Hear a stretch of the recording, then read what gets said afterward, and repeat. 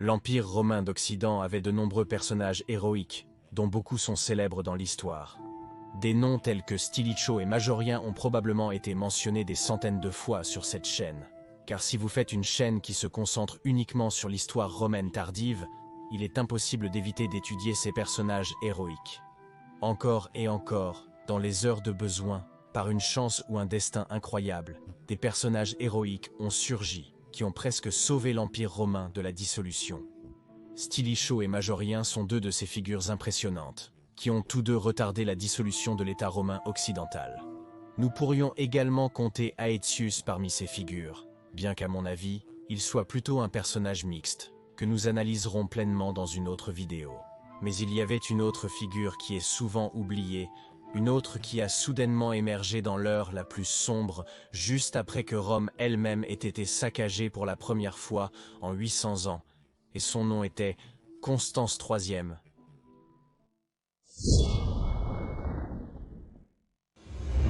C'était une période sombre pour l'Empire romain d'Occident. Au début de 407, une grande coalition de tribus germaniques avait réussi à traverser le fleuve Rhin gelé, envahissant dans les années suivantes de grandes parties de la Gaule et de l'Espagne. En 408, le grand défenseur de l'Empire romain d'Occident, le Magister Militum Flavius Stilicho, a été traîtreusement assassiné sur ordre du faible empereur romain d'Occident Honorius, qui avait été influencé pour le faire par son puissant ministre Olympius. Seulement 2 ans plus tard, privée de son défenseur, Rome elle-même a été pillée pour la première fois en 800 ans, ce qui a été un choc psychologique massif pour tout le monde romain. Mais pour aggraver les choses, des usurpateurs surgissaient partout. Constantin III s'est rebellé en Britannia en 407, se déplaçant vers la Gaule. En succession rapide, Gérontius et son fils Maximus se sont rebellés en Espagne, Attalus en Italie, Jovinus dans le sud de la Gaule et Heraclianus en Afrique. Et les parties de l'Empire occidental qui n'ont pas été déchirées par des usurpateurs ont été occupées par des tribus germaniques, les Vandales, les Alains, les Wisigoths, les Burgondes, les Francs, qui ont maintenant réussi à s'établir sur le territoire romain occidental. Les choses semblaient totalement sombres. Mais comme si souvent dans l'heure la plus sombre du besoin, les Romains avaient parfois une chance incroyable. De la même manière que lorsque Gallienus ou Aurélien sont venus à la rescousse au bon moment, 1 siècle et demi plus tôt, ici aussi, Constance III entrerait en scène et il parviendrait à stabiliser l'Empire romain d'Occident à un tel point que s'il avait régné plus longtemps, je peux imaginer que l'Empire d'Occident n'aurait pas chuté. Ou si c'est le cas, alors beaucoup plus tard. Constance III fait sa première apparition sur la scène politique vers 410, l'année du sac de Rome. On ne sait pas grand-chose de lui avant cette époque, mais il aurait pu être un partisan de Stilicho. En 410 et 411, Constance a réussi à monter en grade à la cour de Hunurius à Ravenne et à devenir le général préféré de Hunurius et a ainsi été nommé Magister Militum, général suprême de l'Empire romain d'Occident en 411. Constance III a d'abord agi contre l'usurpateur, Constance III qui s'était établi en Gaule. Il a marché avec une armée composée de renforts de l'Empire d'Orient et de quelques foederati hanniques vers Arelat, où Constance avait pris position. Mais même en chemin vers Arelat, les forces de Gérontius, un autre usurpateur, l'ont abandonné et ont rejoint Constance. Gérontius s'est enfui en Hispanie, où il a été contraint de se suicider. Son fils Maximus a disparu de la scène. 2 usurpateurs de moins. Avec des troupes désormais renforcées, Constance III a pris la ville d'Arilat, battant une force de secours de Constance III au passage, et a fait exécuter l'usurpateur. La tête de Constantine a été envoyée à Honorius à Ravenne. 3 usurpateurs étaient maintenant hors de portée. Mais dès que Constantine a disparu de la scène, Jovinus s'est établi dans le sud de la Gaule. Il a été contraint de reconnaître la présence des Burgondes à l'intérieur des frontières de l'Empire, car il avait besoin de paix pour pouvoir combattre les Wisigoths. En Hispanie maintenant, il y avait en plus des Wisigoths, les Vandales, les Suèves et les Alains, qui étaient déjà entrés dans la péninsule en 409. Fascinant, il semble qu'ils se soient installés là en relative paix. Et les conflits entre les Romains et les nouveaux arrivants germaniques étaient assez rares. Pendant ce temps, probablement en 415 ou 416, Constantius a été élevé au rang de patricius par Honorius. Pendant ce temps, Ataulf a été assassiné et rapidement remplacé par un certain Ségéric, qui a également été assassiné peu de temps après, puis remplacé par un certain Valia. Constantius a entamé des négociations avec Valia, et non seulement Galla Placidia a été libérée, libre de retourner à Ravenne, mais Attalus a également été remis aux Romains, et un triomphe a eu lieu en 416 à Rome même, ce qui serait le dernier triomphe impérial ayant lieu au cœur antique de l'Empire romain. Seulement 6 ans après le sac de Rome, la plupart des dommages avaient été réparés, et il semblait que les marées tournaient à nouveau en faveur de Rome. Attalus a été conduit devant le char impérial, son pouce coupé, et il a été exilé sur l'île de Lipara. Constantius a ensuite réussi à forcer les Goths à devenir foederati de Rome, et leur a promis des terres en Gaule occidentale, dans la région d'Aquitaine. Il les a ensuite soutenus, pendant qu'ils menaient la guerre contre les Vandales et les Alains. Valia agissait maintenant effectivement en tant que général de l'Empire romain.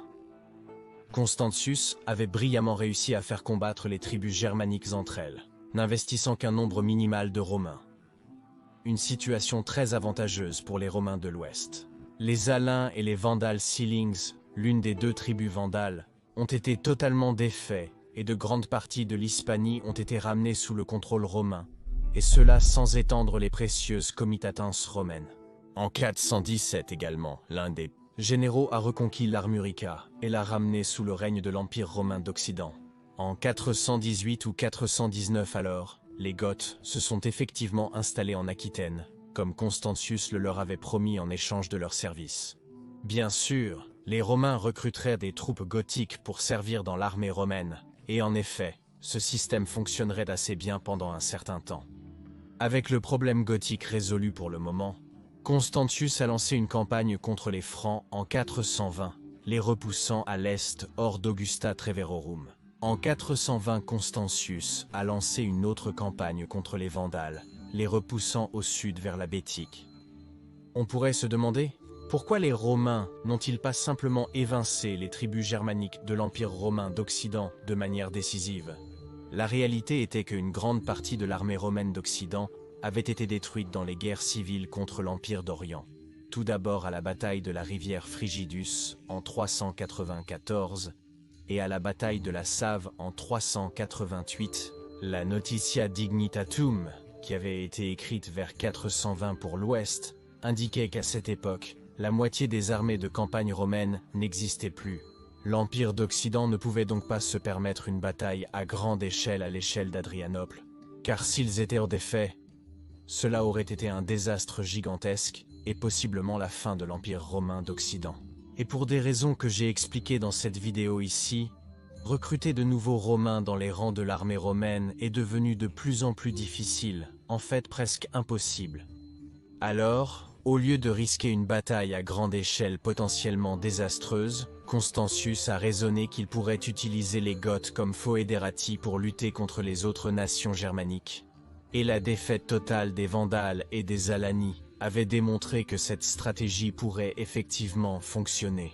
De plus, Constantius espérait qu'avec le temps, les nations germaniques s'assimileraient lentement à la domination romaine.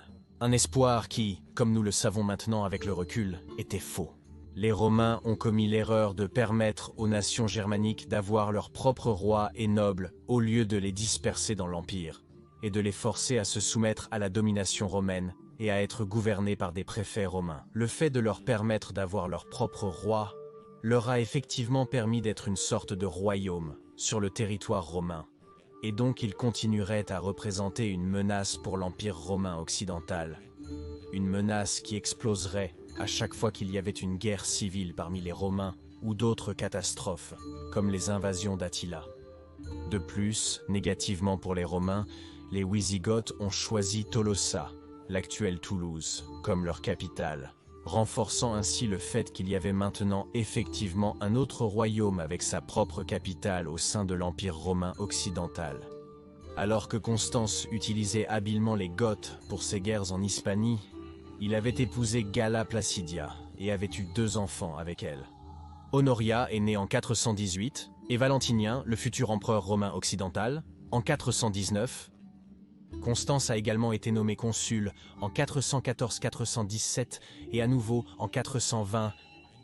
En février 421 alors, Constance a été nommée co-auguste de l'Ouest par Honorius. Fait intéressant, il est fort probable que cela vienne de Placidia, qui a probablement fait pression sur Honorius pour élever Constance, car Honorius lui-même n'était pas très fan de cette idée. Bien sûr, elle prévoyait déjà de faire de son fils Valentinien le futur empereur, ce qui s'est effectivement produit quelques années plus tard. Cependant, l'empereur d'Orient Théodose II n'acceptait pas Constance comme nouveau co-empereur de l'Ouest. Furieux, Constance prévoyait apparemment une guerre avec l'Est.